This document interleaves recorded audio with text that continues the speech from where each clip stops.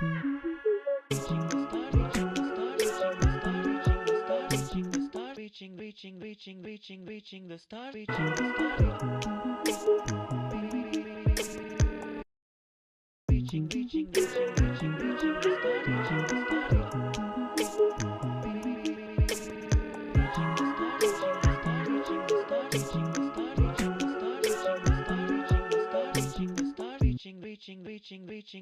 the star, reaching the star, reaching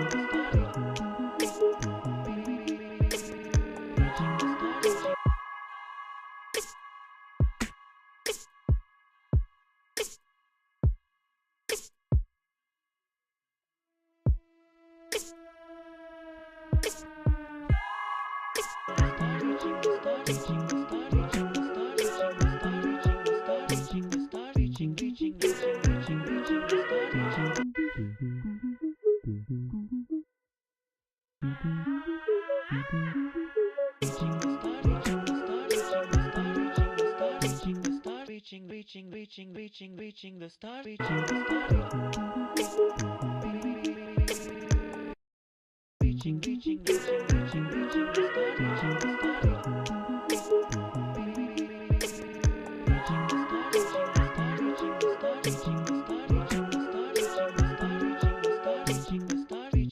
Reaching the star, reaching the star, reaching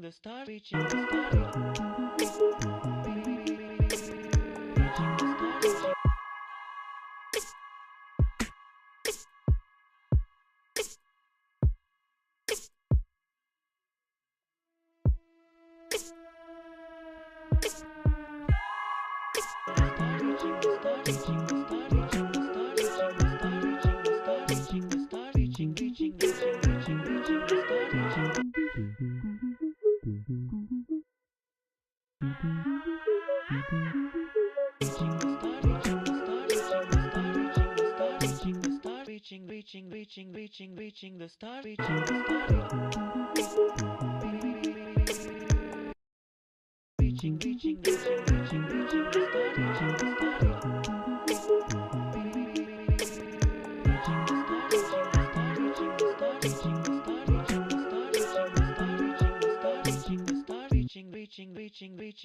the star, reaching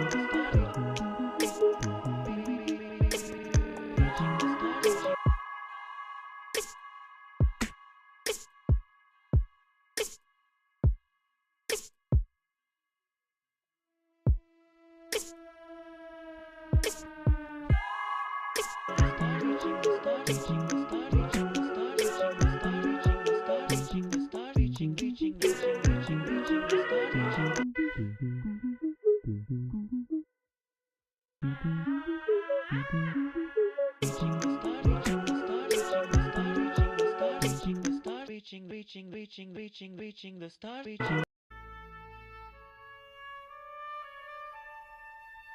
I am Coach Cameron, and I see a whole army of little soccer warriors here in defiance of out of control coaches and parents.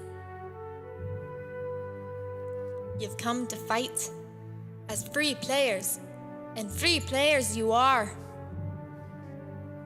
What will you do without freedom? Will you fight? No. Not against them. They're too scary. They scream at me repeatedly, and if I don't comply, they will take me out of the game. And I'll be embarrassed and ashamed. So will I fight? No. There's too many. I can't fight. I don't want to be subbed off. I want to play. So I'll do what they say. Aye. Fight, and you may be subbed. Comply, and you'll stay on the field. At least for a while. And retired many years from now. Would you be willing to trade all the games from this day to that for one chance, just one chance, to come back here and tell the parents and coaches, shut up and no more, this is our game, not yours, and to tell them that they may take our game, but they'll never take our freedom.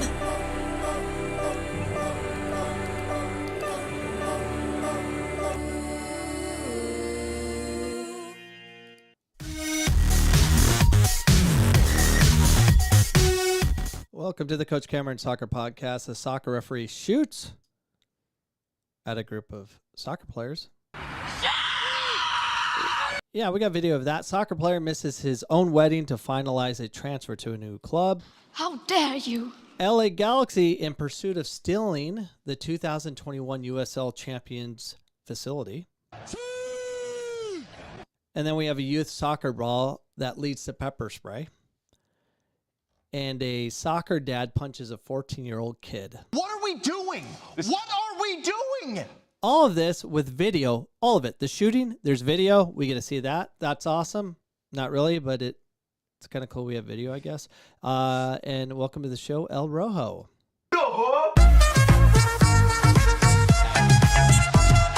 I retake that picture. What? I Why? was stupid in it. Plus, that was a year ago.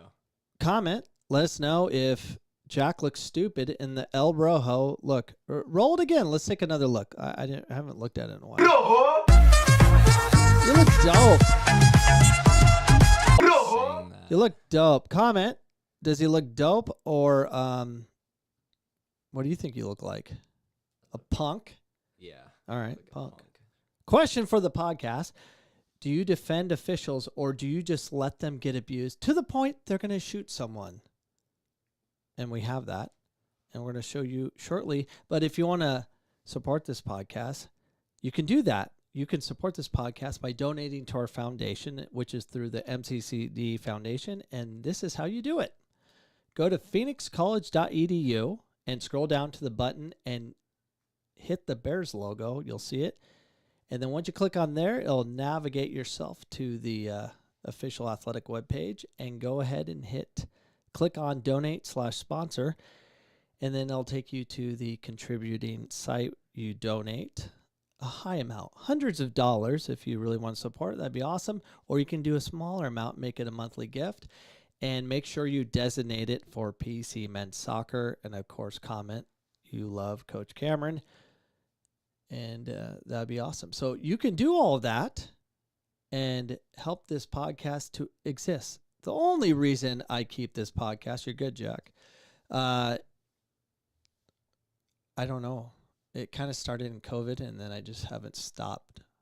So yeah, that's how we roll. But we're gonna start with the news of the day, which is a wedding married by a brother. Not brother because he's black, but his brother married his wife. So a soccer player misses his own wedding to finalize transfer to new club. He sends his brother to stand in as the groom. That's crazy. That's passionate. That's passionate. Okay. A footballer missed his own wedding day in order to finalize a transfer to a new team. Malmo star Mohamed Boya Dure wasn't there on his big day as he was agreeing to a different type of contract instead. The 27-year-old was focused on the possibility of the transfer. He missed his own wedding. Although Toure made sure his bride, Sawad Bandown, wasn't on her own by sending his brother to take his place instead. Toure hilariously told Swedish outlet, "We got married on July 21st in Sierra Leone, but I wasn't there because Malmo asked me to come here earlier. We took the picture in advance, so it looks like I was there, but I wasn't. My brother had to represent me at the wedding itself." Well, I'm confused. Did the brother have to kiss his girlfriend, who apparently is his wife, to kind of consummate the marriage? How's that work? Comment. Let us know if you've been part of an African wedding in Sierra Leone. Can you get married without kissing, or did the brother have to kiss? Does that count? Or I don't even know. I don't understand. When I got married to my wife, I actually had there was no possibility. The church we were married under, you could not send anyone as proxy to marry your future wife. So is he really married to her or not? I don't know. Comment, let us know. What do you know about any of that? But we're going to move on straight to the referee shooting, because that's kind of how I tagged this whole thing. And we have video of it. So play that video, Jack. When you recklessly shoot a weapon towards a crowd of people, it's a miracle no one was hit. An adult soccer game at the Pauls Valley Sports Complex ending in gunfire. The police department saying the referee, Davi Bezith, pulling a red card on a player, ejecting him from the game. Incident started to escalate, got kind of heated. I believe there was some push and shove. Video obtained by News 4 showing the 54-year-old running off the field towards his truck. Seconds later, Bezith emerges, a gun in hand, and then firing towards the red-carded player, his family, and the fans. It is very dangerous. It could have been a very bad situation. You have families there. You have not only the adult spectators and players, but you have children in the area. Police say Bezith hopped back into his truck, speeding off, leaving the fields in the dust. Not getting far before police stop him, booking the ref into jail after taking his loaded handgun from his truck. Even small caliber weapons, they still produce death. Completely reckless. Thankfully, no one was hurt. Now Bezith is facing complaints for feloniously pointing a firearm. He's set to be arraigned tomorrow at 11 a.m. in Garvin County. According to online court reports, this is his first. Felonious? What the heck? So whose side are you on? Are you on the referee side? He lost his mind. I wonder why. I wonder how much abuse he took, where it drove him insane that he would actually bring a gun to the field after all. That he had to go crazy, run on to his truck, pull out his handgun, and just fire. Like, don't mess with me. That's interesting. Comment. Let us know. Are you a defender of officials? Do you try to defuse things before they run to the parking lot and get a gun? I'll just sit here and wait. We're losing viewers, and I don't blame you, because you saw what you saw, and that was it, and that was the style of the show. But we have better stuff, starting with Orange County SC. Alleged LA Galaxy trying to take their venue. What are we doing? What are we doing? The fight over the future of Championship Soccer Stadium in Irvine appears to have kicked off in a major way, as Orange County SC announced on Friday they are facing a fight to remain in the Orange County Great Park venue. They allege the LA Galaxy organization has submitted a proposal to undercut Orange County SC presence starting in 2023 that would evict the defending USL Championship title holders. Orange County SC revealed a proposal by the Galaxy organization to the city of Irvine, which owns the stadium, to take over as the tenant of the Championship Soccer Stadium beginning in 2023, presumably for the Galaxy reserve team to call home after they move to the MLS Next Pro, the new third-tier professional league. The difference, according to the OCSC, is the new proposal would be for the exclusive tenant. In other words, evicting Orange County SC from the stadium they've called home since 2017, as well as other adult teams that currently use the venue, which includes NISA outfit California United Strikers FC. You're all banned. This happens all the time. This happened to me, believe it or not. This exact situation happened to me. I don't know the details between the Galaxy and Orange County, but the LA Galaxy used their influence to step in and try to get a deal that they can take over that facility, mainly because Orange County, they're not deserving. They only won the USL championship last season, so they're becoming too good at what they do. So in America, we don't have this promotion relegation kind of thing. We have whoever has the most money or influence will crush the competition. That's what they do. They crush the competition. Continuing on, our club is built in Irvine, 100% Orange County proud and now under attack. We are stunned and extremely disappointed by yesterday's news that the city could undo all the great work we have done in soccer and in the local community in Orange County. The owner, James Keston, said in the team's release, "We have called Championship Soccer Stadium home for the last 5 years. It is where fans have come together to watch our team represent their community, where we have won trophies, most recently the USL Championship, and where local players have realized their dreams and have risen from the academy to the pros and to some of the largest clubs throughout the world, providing a great service." Now, the LA Galaxy, too, they're kind of average. So average. I'm kind of skipping around here, Jack. Can you play the last time they played Orange County versus LA Galaxy 2, who's trying to swoop in there? Let's watch how that game went. From the one and only Joe Tatino. Once in a blue moon. Well, at least somebody wants to talk to us. That's right. Here's Alosky ahead. It goes to Okoli. Looking for number 5, and it is 5-1 in favor of Orange County Soccer Club over LA Galaxy 2. What a So turn if you of can't events, and what a beat them, take their stadium. That's how you roll. That's how you roll in America. So being successful in the game and you don't have money, guess what?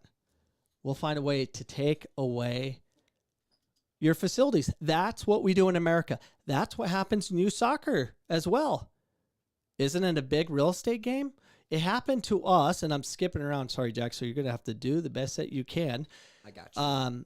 So I started a new club in the West Valley where there wasn't. It was AYSL pretty much. That's all there was. And I came in to Avondale, Arizona, Goodyear, Estrella, Peoria, Palm Valley area, and started a league of 1,800 kids, 12 to 25 traveling teams. And we are just battling to exist, but we're doing some great things. We had a soccer store. We had a speed room with a $10,000 treadmill. We had a movie room. We put all the money back into the organization, and we actually look like the real deal, except we're brand new and we're trying to find ways to create more revenues because we're trying to keep improving our product. We're just in the West Valley, but we made a mistake. We decided to do a tournament called the George and Abe Soccer Classic. Well, that was a big mistake because that weekend is President's Day tournament brought to you by SC Del Sol, which I actually grew up in that club when it was called Shamrocks. But they didn't like that. They didn't like the fact that we would run a tournament during their time frame, and we did. And we ran the George and Abe Soccer Classic on, I think it was 2005 or 6, and we ran the tournament. It rained it rained every day, kind of like what's about to hit our house right now. We have a big red cell coming, crazy monsoon, but it was in February. We got in a situation where we made our tournament happen. Del Sol couldn't do it because cities shut them down. So we made ours happen, and then we actually started emailing all the teams saying, rain or shine, we will play, kind of sticking it to them. And we screwed up.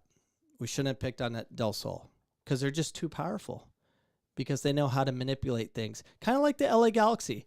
What they did was they knew a new facility was coming online called Friendship Park. It was going to open up in our second year of running our tournament. We're from Avondale, Arizona, and Friendship Park is Avondale. And what happened was we had the facility reserved for that tournament, 10 brand new fields. Del Sol met with the city council and convinced them to remove our agreement and accept theirs and take it over. And we met with the city council, and they're just like, oh, Del Sol, they bring all these international teams. They're going to fill our hotels and all this. And we had a whole conversation with them. We're fighting with them. Like, how can you do this to your own people? We are the taxpayers of this community. They're like, they're going to fill our hotels. I'm like, no, they're not. They may do it 1 year, but Reach 11 was coming on the next year, which would have been 24 fields. They're not going to come to Avondale. Oh yeah, they promised. And what happened? They ended the local group because we are small time. We're actually doing quite well. We are doing great things, but we couldn't fill up hotels. So our own city voted to contribute to Scottsdale Club and give it to them. Now, I'm not angry at Del Sol. I'm angry at the government officials that they didn't serve their people. Government officials are what? Evil. They're evil. That's why there is so much corruption in government, because you can buy them. You can buy them. They're so easy to be bought. And they were bought. They were sold, and they didn't promote. And of course, we stopped doing the tournament. It hurt us quite a bit. It's a big money maker for the ones that don't know. It's 6 figures. One weekend. 6 figures easily.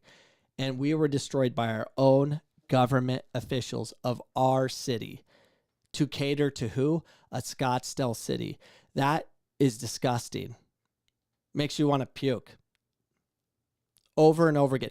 So I don't know the details of what's going behind the scenes with the Galaxy and Orange County, but it sounds like something very, very similar, because the Galaxy are coming over.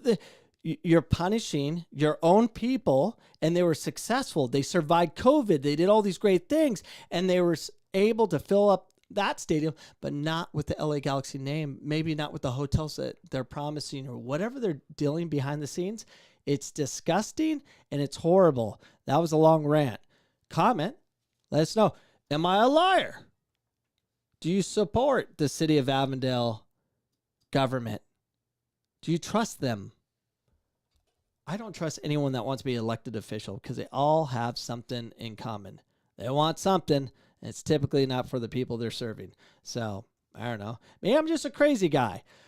Scrolling down. Put simply, Orange County's SC's primary complaint about the alleged proposal from the Galaxy organization is that it aims for exclusivity, meaning Orange County would be without a venue altogether for the 2023 season if the Galaxy get what they are seeking for, which they'll probably get, because you can't find this on the news. I found it on a tweet.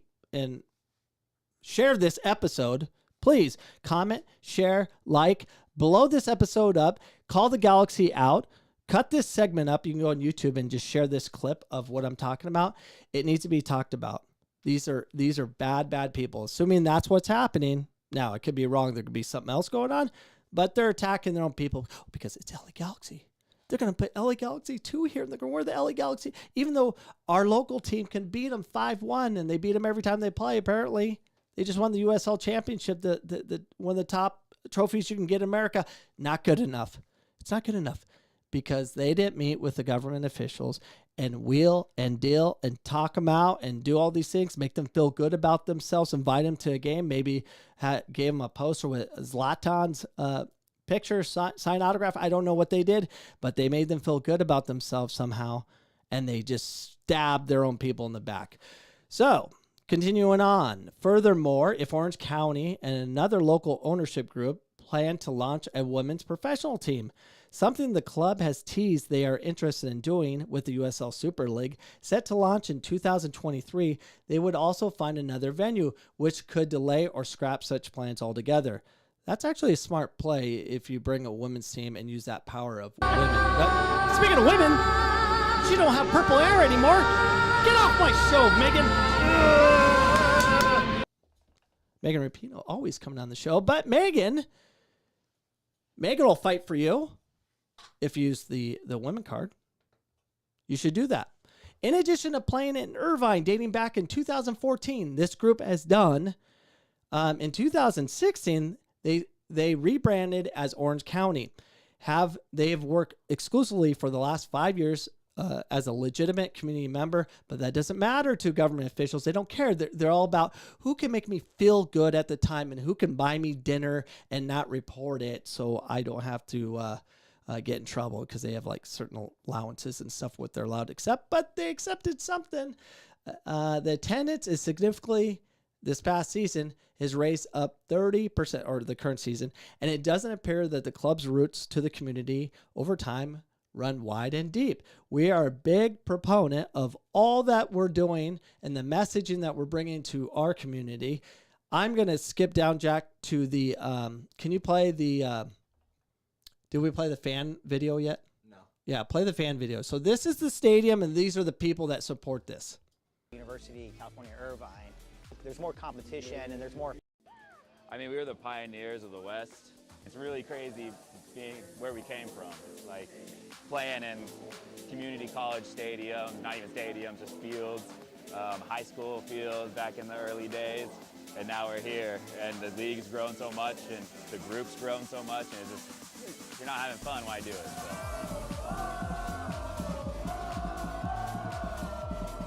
I've been a fan since they were the Orange County Blues football club, playing at UCI, University of California, Irvine.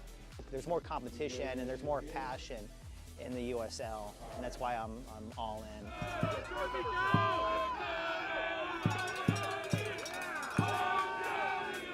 For me personally, like I still follow, but not as passionately, but the Galaxy. And once there was a team here, I always grew up as a local team guy. I was always an Angels guy and a Ducks guy, but I was a big soccer fan, so it just was a natural fit. Had to come support the local side. The fact that we're still around and the growth has been tremendous is just a lot of fun. Everything the club does is looking forward. It's only a matter of time before we fill this stadium out.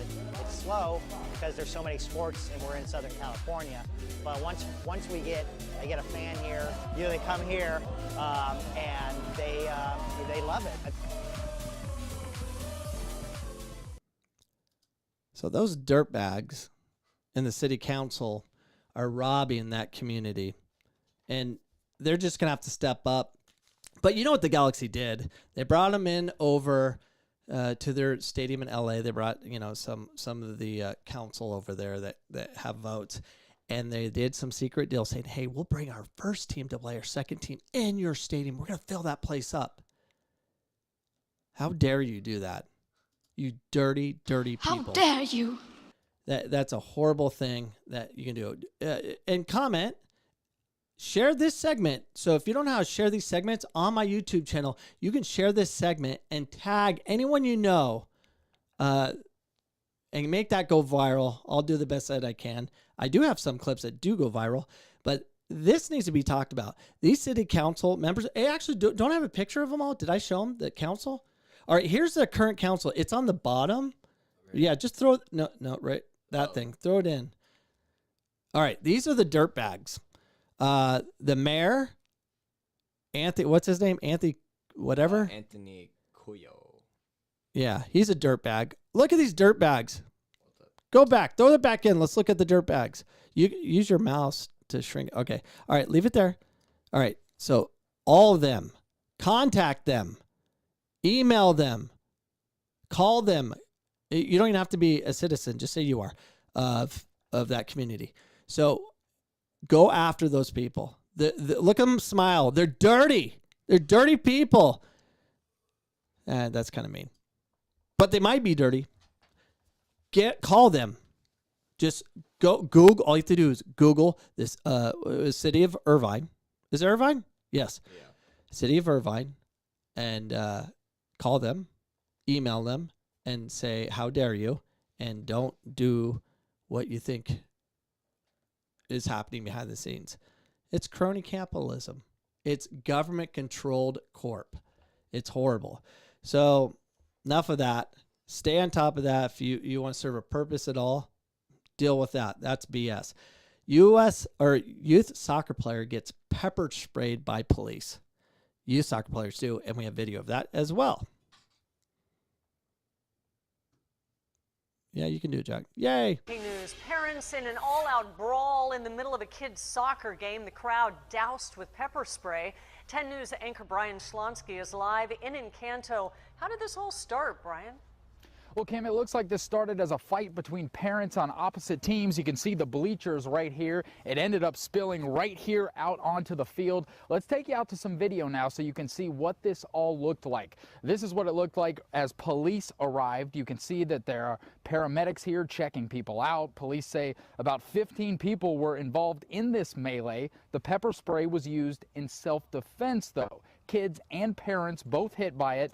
3 people in this ended up going to the hospital, but right now it doesn't look like anyone was arrested. So also odd in all this, after the police left, soccer games ended up still taking place out here on this field until the lights went out. We're live tonight in Encanto. Brian Schlonsky. That's why I like the Hispanic community. Get a full-out brawl, get pepper sprayed. Game's on! That's so awesome. That's what I like. Just keep playing. Take some pepper spray. Keep playing. That's a problem, I think, that had to be like U10, maybe.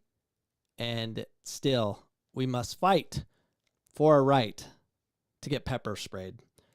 So, yeah, that's a problem. Now, here is a crazy, crazy video. There's a Navy commander who gets upset and decides to beat down a 14-year-old. Not only beat him down, he punches this kid on the field of play, by the way, and then follows up with 3 more punches. A Navy commander. So you have cops, you have Navy commanders, you have lawyers. It doesn't matter. When it comes to the game of soccer, we all lose our mind, and we just go nuts where we're punching children. Play that video, Jack. 10 on your side's Jason Marks was there. Jason? And Anita, the judge said this should have never happened. A parent punching a 14-year-old. Now that parent will find himself behind bars.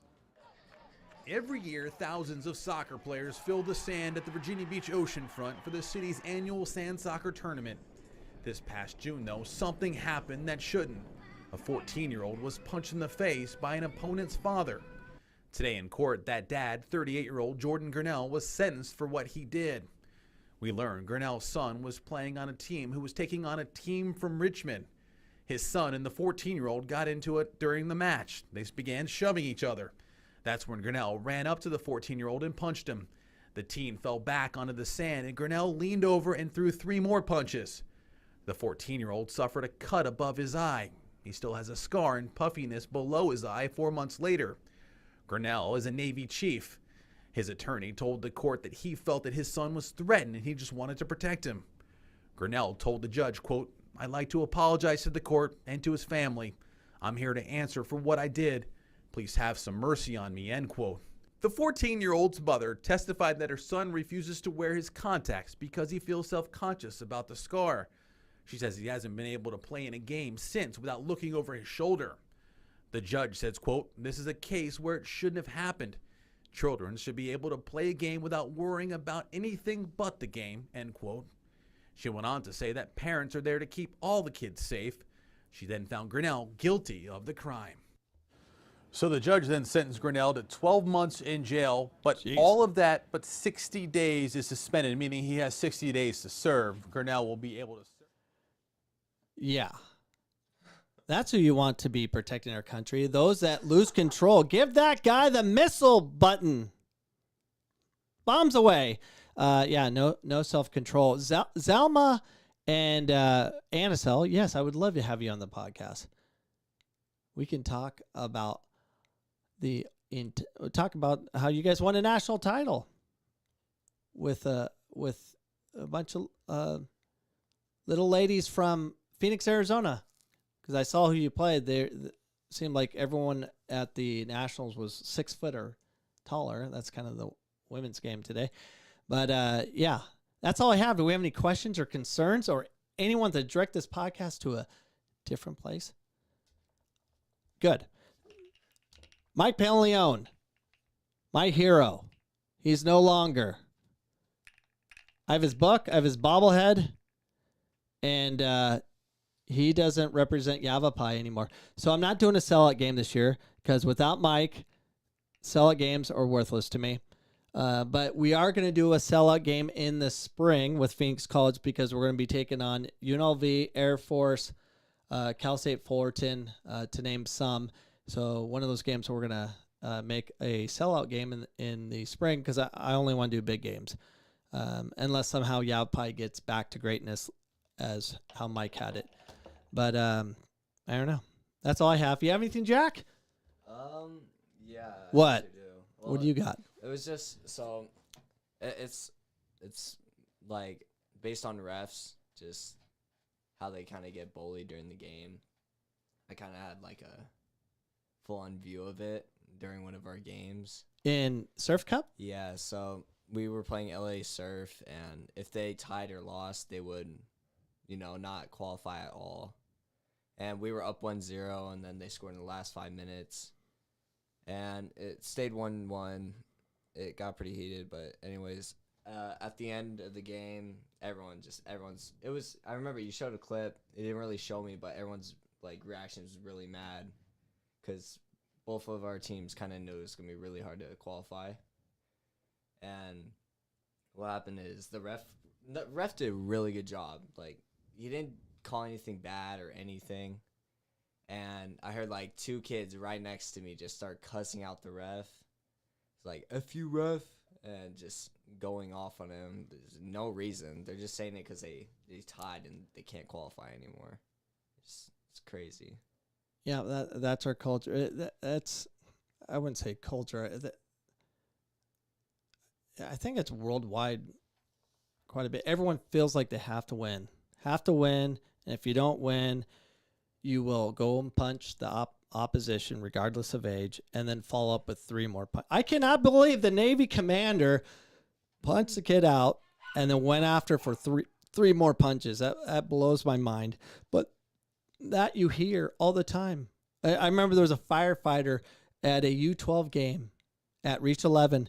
They were doing high-fiving, and the firefighter, who was a coach for CCV, punched out another coach, and they just went at it. And then cops came, and they were going to arrest him, but he was a firefighter and let him go. I don't know. Crazy. Yeah, entitled punks, they are, Chris Adcock. Yeah, and that's what we're dealing with. It's silliness. Start teaching your children, start teaching the players that you have stewardship over, and teach them how to behave a little bit differently. Control your mind, prepare them for the real world, because you can't do it in the real world because you'll end up being a Navy commander punching out 14-year-olds. I cannot believe that. That guy's life's over. I'm sure that I wonder if the Navy's taking him back. We need to look that up. We need IT Ryan. She can just look that stuff up for us. Anyways, you can find us on iHeartRadio, Google Play, iTunes, or wherever else podcasts are found, or go to CoachCameron.com. No, it's there somewhere. It says it has a virus, but I don't have money to fix that. And we'll be back next Sunday, 8 p.m. Mountain Standard Time, where we'll be talking about Phoenix College as they move on. We're playing Barca. We're going to be playing Barcelona Tuesday. And then the following week, we're playing ACU, ASU, Snow College. Some other schools. And Phoenix College is really good, I'd like to say. And I wish Mike was back for that. Mike Paleone, take those new jobs coming up that are fully funded. Come back. Bring the craziness to the ACCAC. I miss you, man. But we're moving on. Phoenix College is now the new Yavapai of old. Peace. See you next Sunday.